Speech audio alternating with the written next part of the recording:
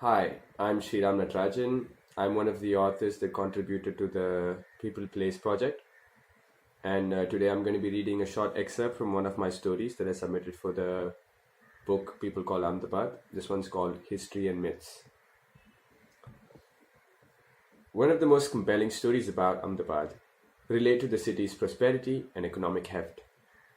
Of all stereotypical images that exist, the one of Ahmedabad as a business city and Gujaratis as a business community are most compelling, if not always accurate.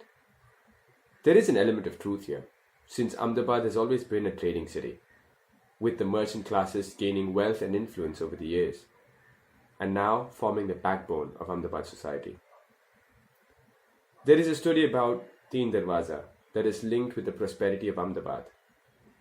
Lakshmi, the goddess of prosperity and everlasting wealth, is said to live in the city.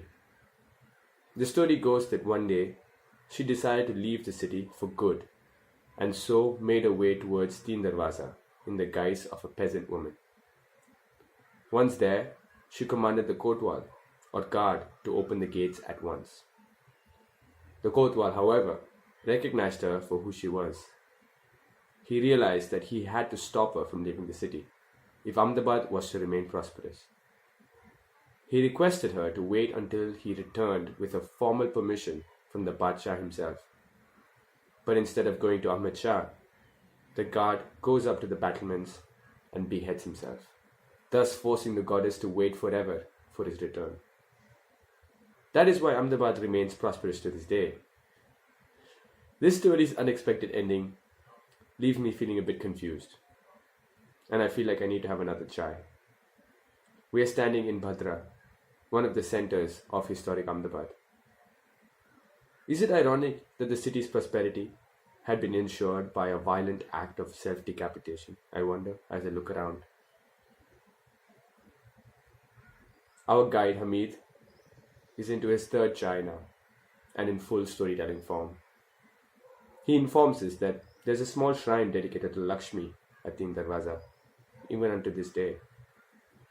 You most likely missed it, he says. It is just a small niche in the wall where there's a lamp lit in honor of the goddess. That lamp has never been allowed to go out.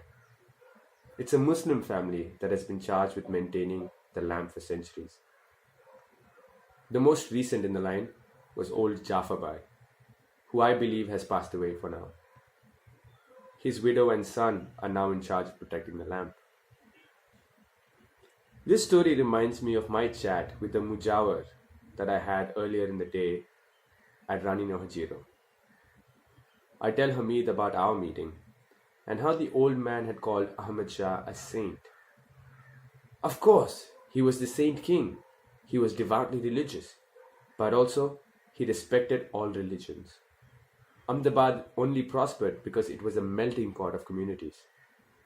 Despite this, historians have often painted him in a negative light. But really, it was his great-grandson, Mahmud Begda, who was a fanatic. Not many people care for historical accuracy. Perhaps the problem lies in the way history is interpreted or presented, I suggest. Absolutely, Hamid agrees. The reading of history is often fraught with ideological bias. In this state, those who write history have presented a distorted communal version of our past. But at the end of the day, history is nothing but stories. Ahmad Shah as a tyrant and as a saint, they're just two versions of the same story. We could argue that representations of Ahmad Shah as a bigoted tyrant are politically motivated, but it is just one reading of history. Because history is just a story, it has many versions, just like Ahmedabad's myths. In the end, what matters is not what is true or not, but rather, how does it shape a person's imagination of the city?